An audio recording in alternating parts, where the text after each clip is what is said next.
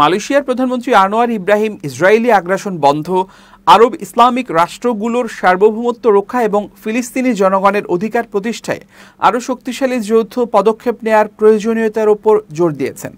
আজ এক ফেসবুক পোস্টে তিনি জানান, কাতারে অনুষ্ঠিত জরুরি আরব ইসলামিক সম্মেলনের ফাঁকে কয়েকজন নেতার সঙ্গে এক সংক্ষিপ্ত বৈঠকে তিনি এ বার্তা তুলে ধরেন।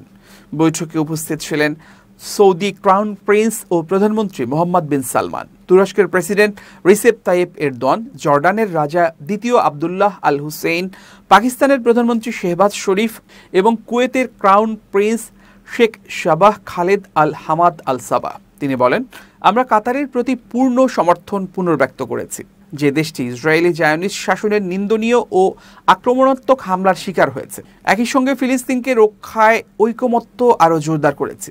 কাতারের আমির Sheikh Tamim bin Hamad Al থানির আমন্ত্রণে আনোয়ার ইব্রাহিম এ জরুরি সম্মেলনে যোগ দেন, যা দেশটির ওপর ইসরায়েলি হামলার সাম্প্রতিক ঘটনার প্রেক্ষাপটে অনুষ্ঠিত হয়।